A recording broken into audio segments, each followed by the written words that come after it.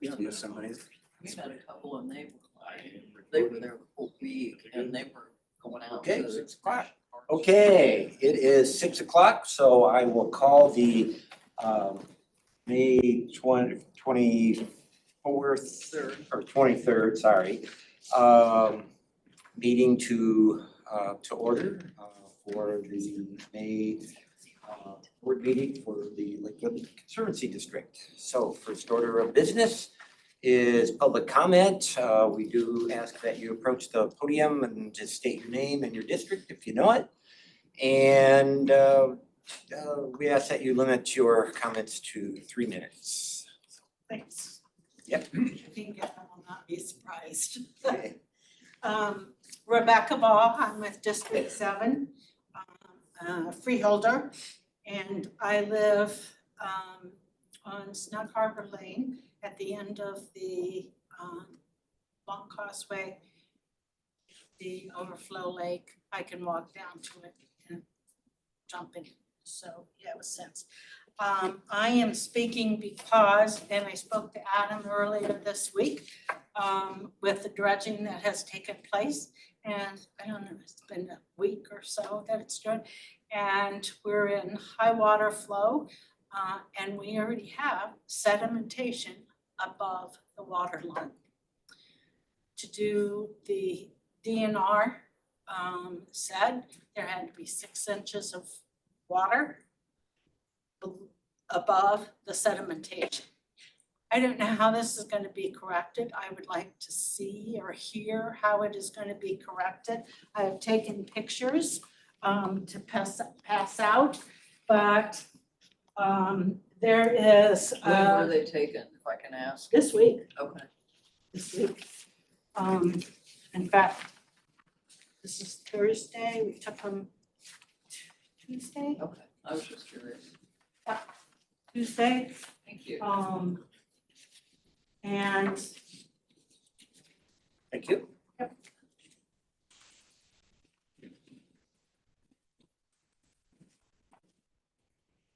So the rule or regulation, like I said, is that it has to be 6 inches above the sedimentation, 6 inches of water. And that is not the case.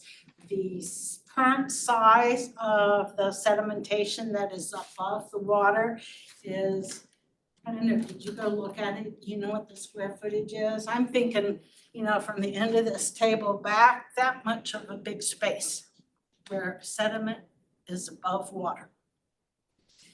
It is also the sediment, our neighbors Teresa and Steve own property at the bottom and sediments there. There's a little tiny area of where there's water, but there's no flow because the sediment is above water. We have contacted DNR to let them be aware of it because it does impact this overflow to being made into a wetland. And I'd like to see how it will not continue to have such an incident happen again where the sediment is above water line. And especially thinking that when we hit low water tide, that we'll still have 6 inches of water above. I don't know how you're going to address it in your management report, but I would like to hear reports. Okay, guys, the second picture, can you describe where that's shot from and toward? Yes, okay, so you know, I'm going east on the causeway, right before East you on the do the causeway. turn into Snug Harbor Lane. around the corner. We were taking, that was taken right there. Oh, yeah, I see the dock. The So- dock is, So there's water up closer to your land, then the dirt, and then more water, is that what? yeah, I'm but seeing it's a here? small area of I water. was just curious. So they did start pumping when we were about 1.5 feet above normal pool. So they're in that corner was high. They can bring that down. They actually do have a tracked excavator. Ideally, wave action and rain will beat that down. That is not the case. They can bring out their swamp buggies and then backtrack that. What they have installed on their pipeline currently is like a survey gauge that's linked to their barge. They can always tell what pool level we're at to ensure that they know if we're high, that they are not floating to 6 inches below that. Was that not being used at the time? At the beginning, I don't think they had a gauge on the pipeline right there to see where the normal pool level is at. So they're going off the eyesight to make sure they're below water level. So as we came back down a normal pool, there was piled up in the corner. So we will be able to knock that back if the weather doesn't do that. Now, referring to like any mud or anything that's gonna show up during like drought conditions, that's going to depend on what the water level's at. So kind of how. But isn't that to be considered a part of 6 inches of water? It's 6 inches below normal pool, so it's similar to the wetlands or lotus area where we're 2 feet down below, you're gonna have exposed land in those areas. And that's kind of part of the wetland is that inundation that can change. So it'll be 6 inches below the normal pool level. But if we were to go into drought conditions and be 2 feet low, similar to the lake where you have shoreline that gets exposed, you would have that as well. So what is the restriction? Explain that again. It needs to be filled below the normal pool level so that it will be a Why doesn't it just? emergent We wetland. just yes. haven't pumped that much. What, is it just floating up there or something? Like, it just seems like. No, it's there. It's pretty shallow into the corner there. Mhm. And then just the water level, we're about 1.5 feet high at that one point. So they're pumping and kind of making sure it wasn't coming over. And as the pool level went down, that became exposed and they are aware of that. So their pipe, how many pipes they have going in there? Just one. Yeah. Okay. So it's at a and- bad location. So they moved the pipe around. It was just the pool level. They weren't accounting for being above the pool. Oh, they have the exhaust pipe near that end, is that how they started out? Yeah, it's on like the south corner now. Yeah. It was, I thought it was supposed to start out on the southeast corner, and it didn't. It It's started closer to the causeway. it's currently in the southeast corner there now. Essentially with the calculations on all that, it'll probably be about, if you were to fill all that in, it would be less than 1 foot of water across the entire thing once we're all said and done. Okay, so is that? And in it's their pumping in a shallow area now. Yeah, and they do have the gauge on there now that's monitored. So is it in their contract that they do need to fix that stuff? Yes, If yeah, If they pile it up too high, they would have to do. They're corrective required actions. to, Correct, okay. yeah. okay. So Right. we will continue to monitor that, and if it doesn't go down, we will have them in there to. Thank I you. didn't want a wetland in the first place, but because we're getting it, let's make it nice. Don't give me all this sedimentation about water. Thank you. Thank you, thanks for bringing it to our attention. Yep. Okay, other comments? Barb Lewis, District 7. I just wanted to make you aware, I can see the whole length of the water. Adam knows where I live. And I have counted probably almost a dozen boats who have gone right over the pipeline. Full bore, nonstop. You're gonna have to do something, because if we have to pay for the damage of that pipeline, that's not gonna be good.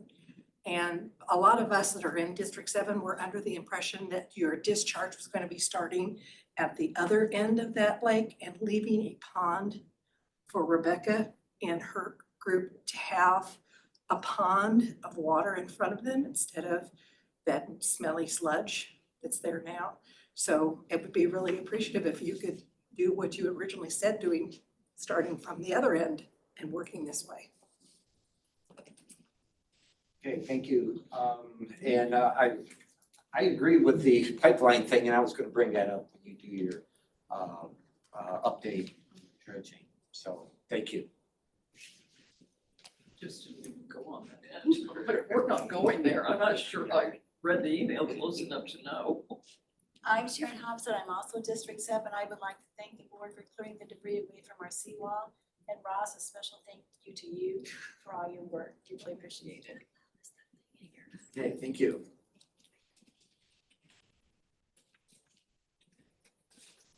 Any additional public comment? Okay, we'll proceed with the next item on the agenda, which is the approval of the April 25th, 2024 board meeting minutes. I motion to approve them. Second. It appears that we have two motions. All those in favor, say aye. Any opposed? Okay, motion carries. We accept the minutes as stated. However, before we move on from that, I did want to note that on the website, the previous minutes, the links do not work to give you the text version of it.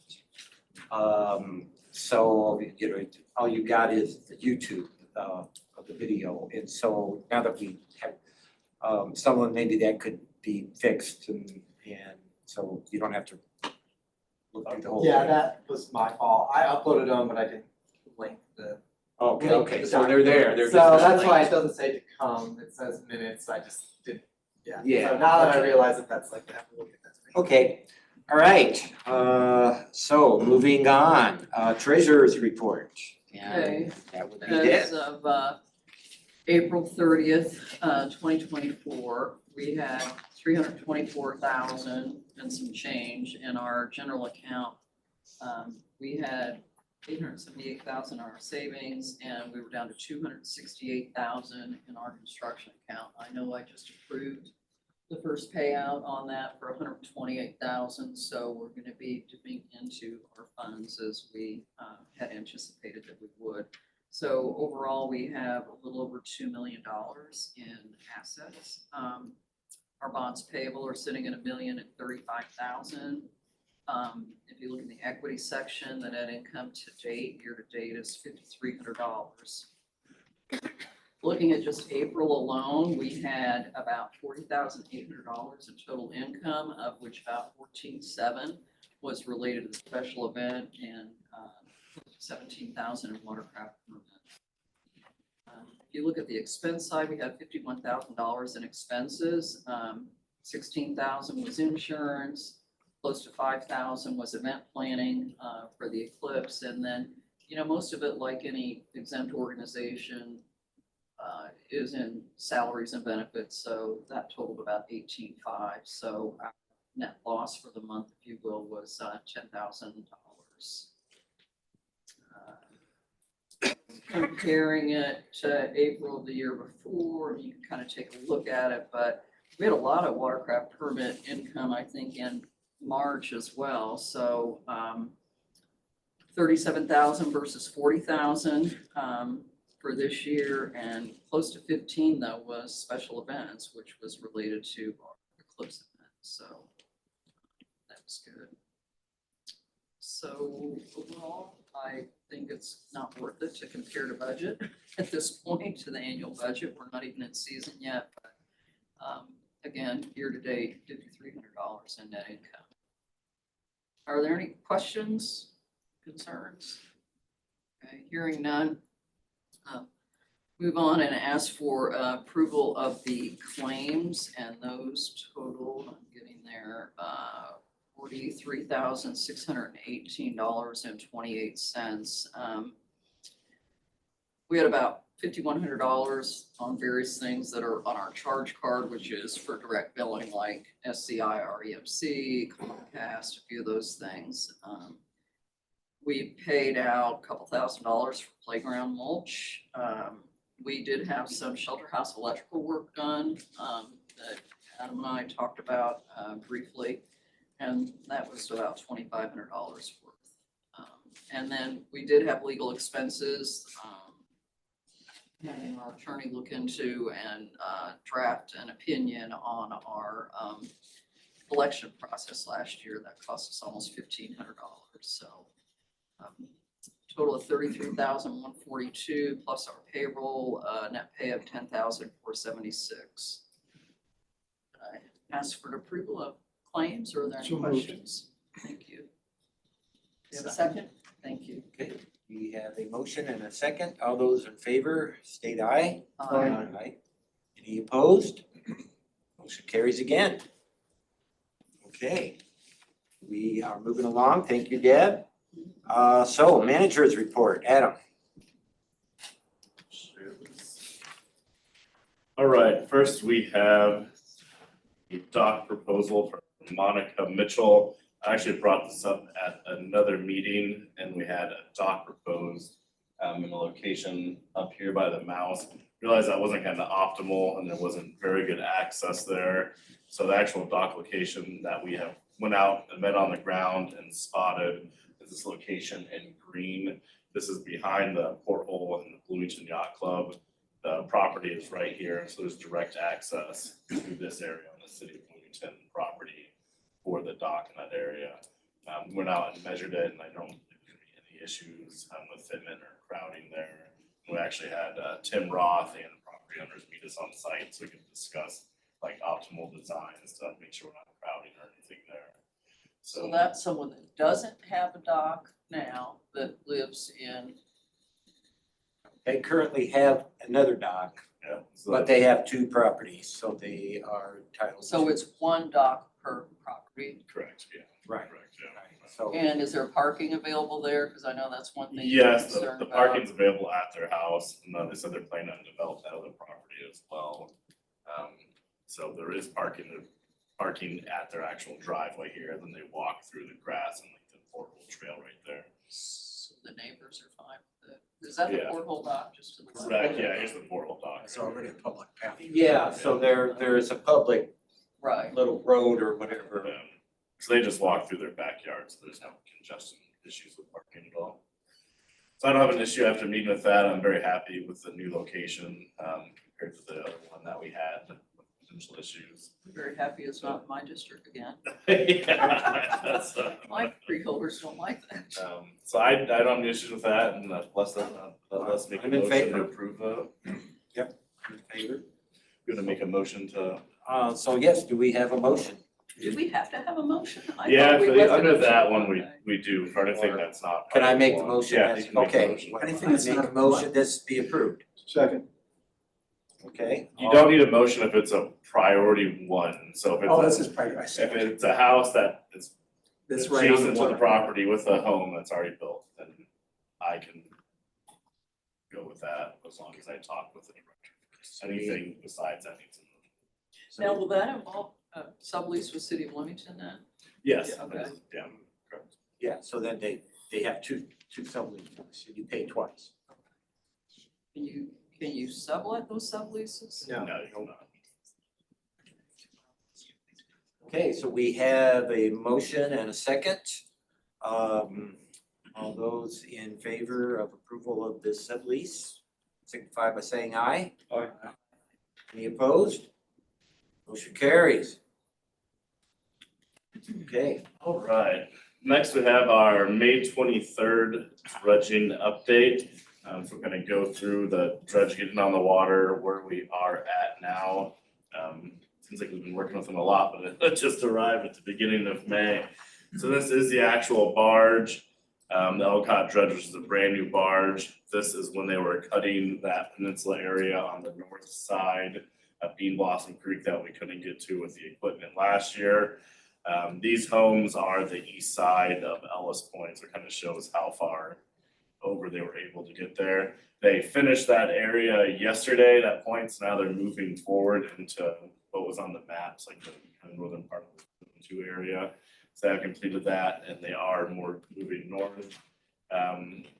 As dredge as possible, and I think it's like kind of snuck up on them of kind of pumping like 1,500 to almost 2,000 yards of sediment a day. Or, yeah, a day, and the company last year, I think, was averaging like 650, 700. 15, say that number. 1,500 yards of sediment a day, yeah. I think the last company was averaging about 700 or so. So it is much more efficient, that's why we've been knocking out a lot in this area. So this is the barge, kind of where it sits now. Today, they were beginning to move northward into the northern zones. The barge was delivered on May 1st and it was trucked in from Elcott on the east coast actually, and it was a brand new barge that they brought in. So they had to bring that, they'd set up at Riddle Point Parks, it's one of the only areas that we could fit the cranes to get the barge in there, so it's all trucked in, and then put together utilizing the cranes and then using the crane also to put the barge in the water. And these cranes were huge. I don't know if you're out on the water in these days, but you can see from across the lake that crane sticking out over the tree line. Here's another picture. This is right before they launched it. So they actually put it on some of their pipes that they use to move the sluice and built it on that and then used that crane to slide it down and then put it in the water. This is the actual auger head that's on the front of that. The barge last year was essentially like, looks kind of like a hybrid between a snow blower and a stump grinder. So this auger head is close to 4 feet in diameter. And then what happens with this one is the barge actually anchors on the back of the barge and they're able to cut 80 to 90 foot wide channels. Where last year as well, where they're doing about an 8-foot channel and having to go each time. When they were cutting out that point along the creek, the first cut they did was 80 feet wide, and they were able to move almost that whole length in just a couple days. Refresh my memory, did they bid on our first go around? Yes, they did, and they're all kind of competitive. I want to say the mobilization was cheaper for Heartland dredging, and then like the yardage count, they may have been like just over. I mean, I think the work that the other company did was good. Right. They did not really make any profit and it took much longer. So they were actually the top 2 bidders, this company, and then Heartland Dredging Valenti held. So this year with our permitting time constraints, that's why Heartland didn't even dredge on it, because they didn't believe they could knock out that amount of work in a single year. This is where the pipeline's at currently and the pipe crossing. They do have orange marker buoys and they have lights on there, and then the pipe crossing is in green, and we have asked them to place more buoys along the area approaching the causeway, because we had heard also about people that were not aware and were kind of going full speed down along the causeway. So we have heard that as well, and we have put maps at the gatehouse, put them on Facebook, sent out to the freeholders, and they will be there all year long. So I'm sure there will be some, I don't think you'll ever have 0 incidents or interactions with the pipe, but hopefully as we move through the season, people become aware, the repeat voters to know about that and where to cross, and the crossings will stay in the similar places. So are the people working in the gatehouse instructed to Yes, advise them? correct. Yeah, and we have maps at the launch ramp as well. It's like all our signage by the ramp and the courtesy docks. We have the maps as well. Yes. So the pipe is floating the rest of the way, so it's like just barely visible? Correct, yeah. And so are there buoys all along? Yes, they have buoys. Oh, my God. So Yes, I've when- got one from Steve down here. So you're bidding on an incident. Are we covered by insurance? Yes, and they are heavily insured as well. So under the contract, we have Lance review the contract and the insurance requirements and their insurance documents. Their Right, insurance so would their cover it, not insurance, ours. correct. Yeah, so Lance reviewed all of that prior to us even signing the documents. So are they putting the buoys in or are we? Yes, they did all that, yeah. So we need to get more. So lighted. So what type of buoys? Is it the round ones or the things sticking up like that have the dying? Both, they rotate, so they have orange ones and the tall ones, and the tall one's a hazard sunken pipeline, except for the crossing where they're green and say pipe crossing. So they alternate between the orange buoys and the tall buoys. So I boated up there today and I think I counted 7 or 8 of the tall ones. Mhm. I still think they need more. They're pretty far apart still. And it's not real obvious where you're supposed to cross. I mean, because, a lot of people, they like to go, this is kind of the normal deep part. And a lot of people like to go that way. And all of a sudden it's like, whoa, it's different. And then you're like, well, how do I get in? And so I don't know if there's some way to make it more obvious, but I guess if we had more buoys saying don't cross here, Yeah. those signs at line. least they would not try it, or do they And see it? Today was especially confusing because there's that pipeline on the northern side, so they're adding pipe as they're moving. So we were actually out there today as well. Yeah, I As- talked with them today, as and you they were working on the barge on a pump or something, and they had a John boat full of buoys, and I said, you know, I see you guys have added some pipe, is that all gonna be marked by the weekend? And they said, yeah, we're trying to get this pump fixed, and that's like, we have these out here. Anything in the contract that specifies the distance between buoys or anything? I'm not sure on that, but we can always tell them if we I believe it mean, needs to you know, be. they probably don't want to buy more, but Well, it's just protecting them. Yeah. Yeah, and I would really think it needs better marking, and it's good that you know, letting people know when to launch. Mhm. But I did check our website and it's not on there. And It's on the front page there.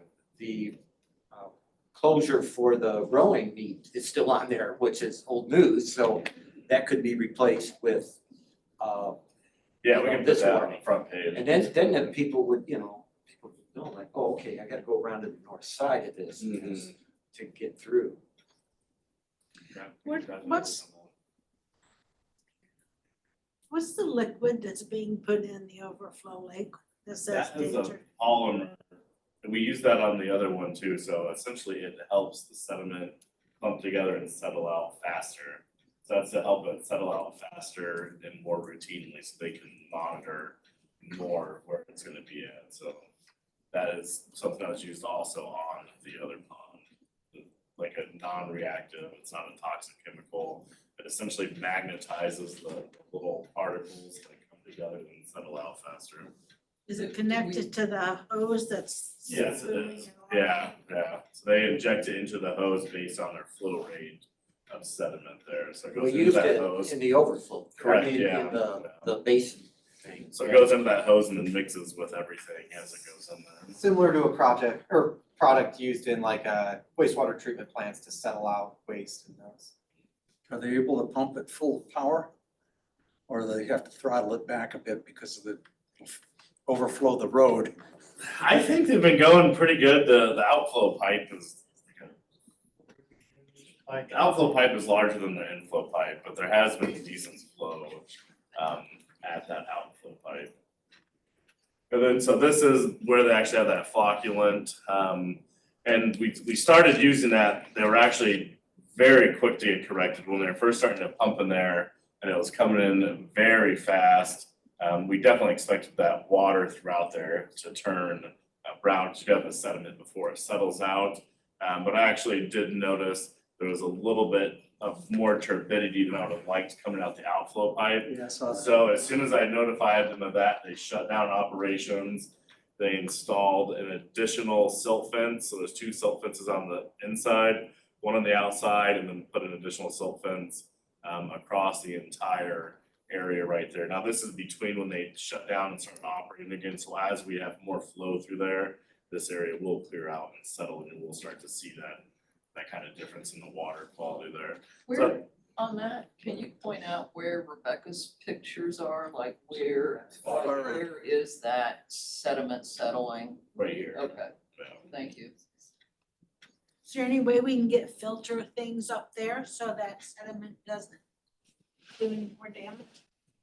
I mean, pretty much the pond capacity is gonna be taken out. I mean, it's, I think once they're all said and done, and then if it's anything like last time where if there is capacity at the end and we have budget to move up, there's not a way to keep like a huge section deep So- without the capacity there.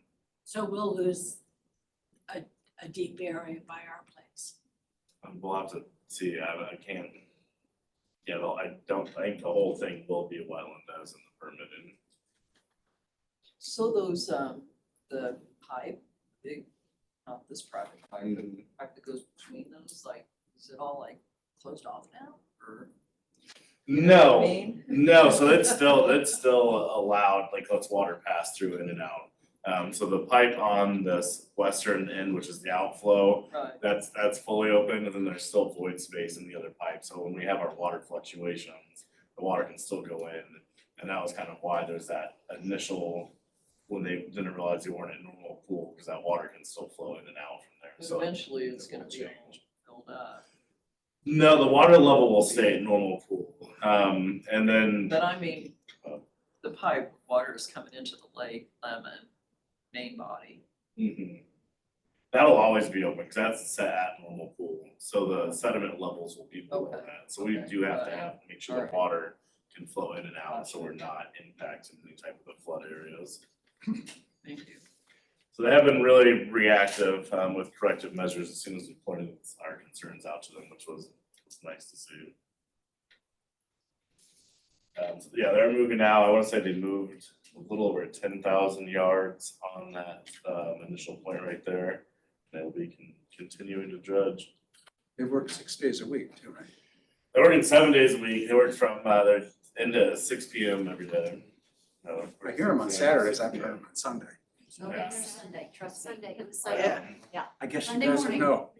Until 7 o'clock, 7 PM, not 6, 7 PM. Yeah, Sunday morning's rough. Next, I have the operational update. Who did, I don't know if you wanna go, I can go with this. Yeah, well, we opened up the park for last weekend. We had Saturday was busy, but not, anything crazy. And then Sunday it was a little busier than Saturday. So it was a good, kickoff to the year. It was a beautiful weekend last weekend, so it was kind of, seemed like there was no reason not to open the park since we had gatehouse staff for boats anyways. We had a lot of boat traffic coming in, a lot of, people coming down and getting their annual permits. Things went well, and I was happy to see people back at the park again and enjoying themselves. We've also been doing debris, here's like some of the pictures from the debris that we've gotten out today. This area was actually down on the west side of Ellis Point there.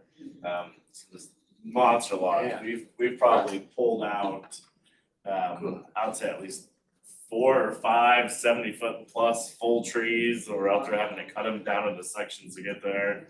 And then tons of logs that were in that like 30 to 50 foot range. This large one was out on Ellis Point. I mean, I was blown away by how big it was. Yeah, It was just floating there. that was up against the shoreline, yeah, and then some of these other ones on like Ross, you can see him in the hopper there.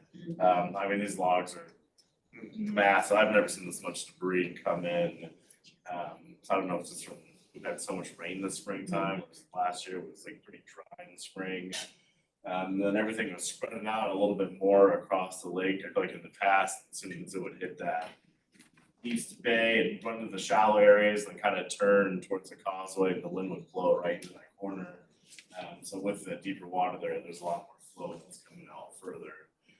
So we were actually even out this morning collecting some debris that we missed before. I got a call for some large logs along the shoreline, so we have been working very tediously to get that and make sure we don't have any big safety hazards out there around the lake and to get those removed. And then last week we did do our first submersed vegetation treatment. I can't see the number here, 27 acres that were treated for submersed vegetation. This is primarily Eurasian water milfoil. That's usually the first thing to pop up. It seemed like it came out of nowhere this year. We had all that rain and sediment, and then by the time the lake kind of cleared up, it was everywhere. So that's our first treatment. They do guarantee a 90% kill on this, so we will be going out next week and making sure that we achieve those kill rates. The next treatment that we do, we'll continue to monitor all the submersed vegetation, and then once the lotus comes up, we will go out and map for the emergent vegetation, which is like the lotus and spatter dog. So how long till this stuff dies?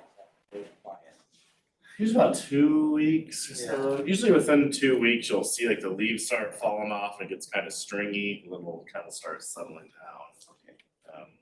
I think we had some people that called in over the weekend that it was already dying because they were like, all of a sudden I'm seeing this, and I think it was dead matter that was floating. I noticed out too on the lake on Sunday, you can see like a lot of fragments going around.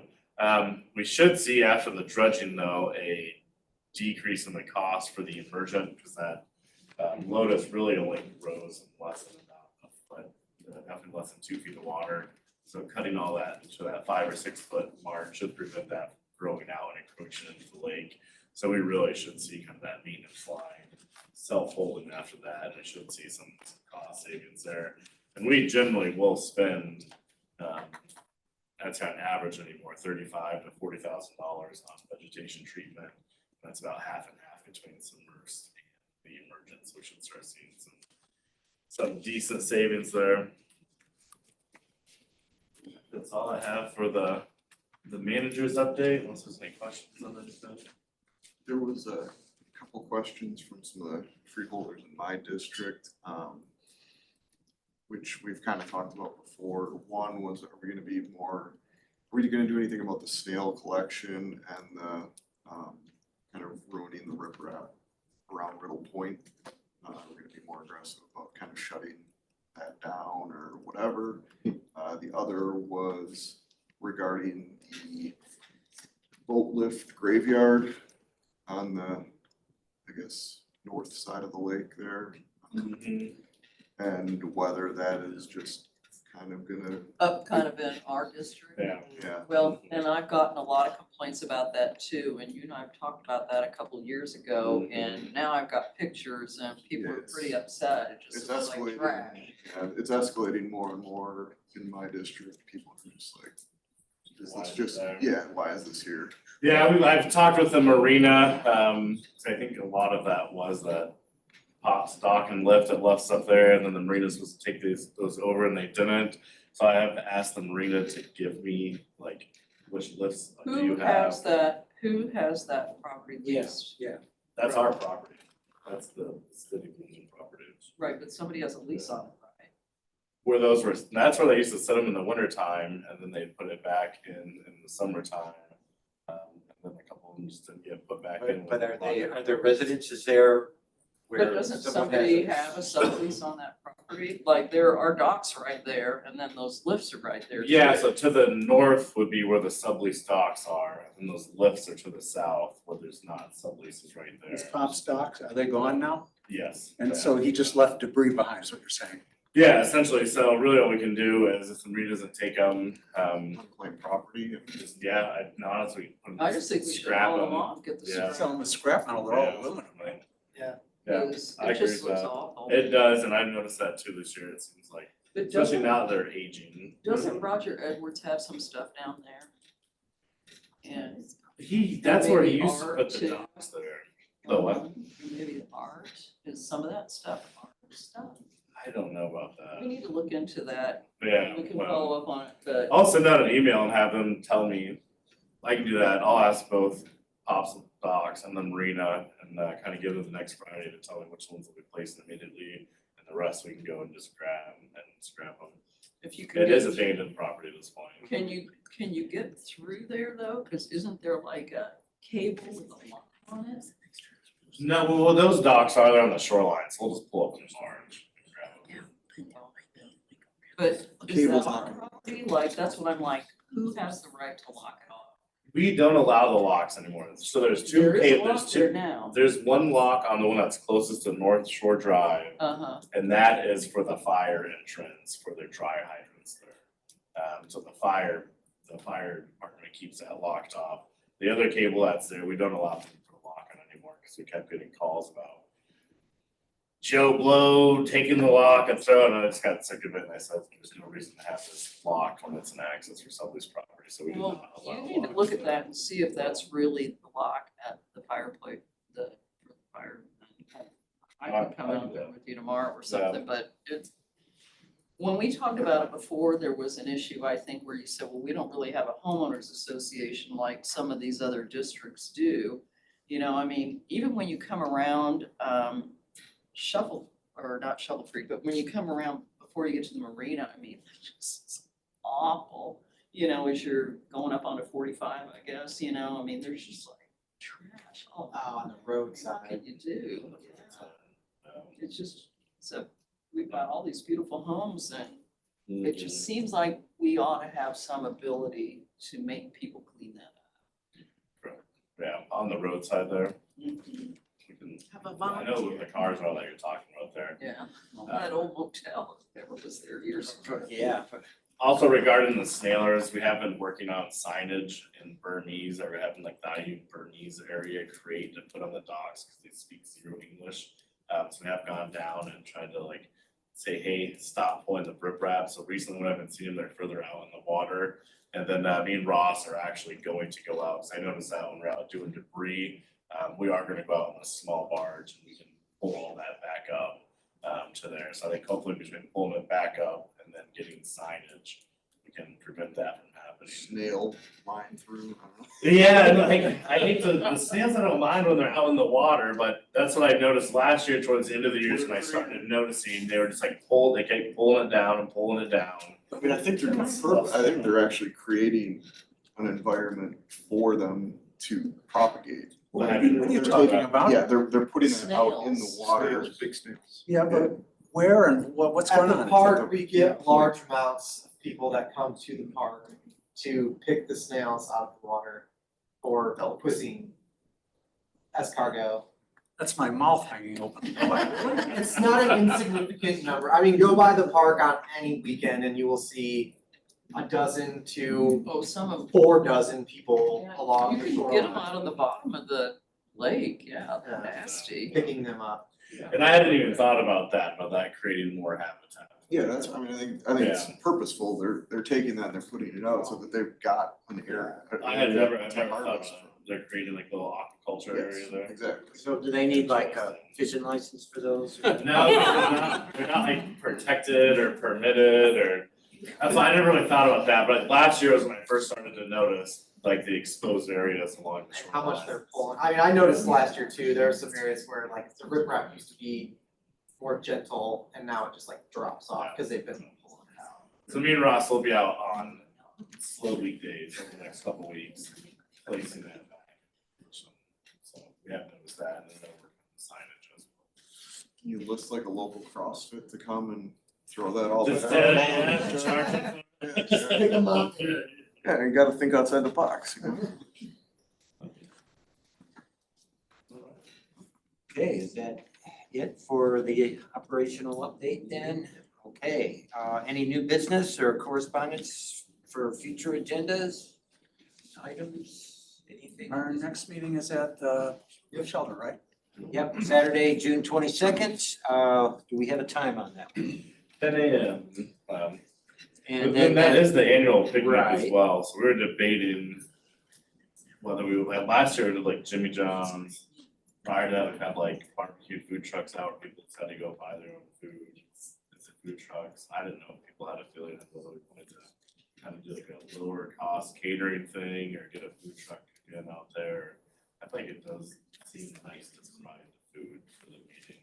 I always like a free hamburger. Yeah, all right, we'll do. Or two. Yeah. What would be the cost on that? Do we have it in the budget? We'll have to look around. It's usually pretty insignificant. I think like the Jimmy John's, is $3. It's like all that type of stuff. Traditionally, there was food provided. It was a- Yeah. you know. Up until COVID, I think we provided Yes. always. So, Okay, For my own reasons, I bought a small sound system, PA system. Do you want me to bring that for the shelter meeting? sure. See if it works? Yeah. Okay. and we have Wi-Fi and stuff out there now too, so we're gonna be able to set up so hopefully we can record the meetings out there. Okay, any other business for today? Okay, do we have a motion to Motion to adjourn? adjourn. Second. Okay, Fight about that. all those in favor of adjourning, Aye. Aye. signify by aye. Any opposed? Okay, well, 44 minutes, not too bad.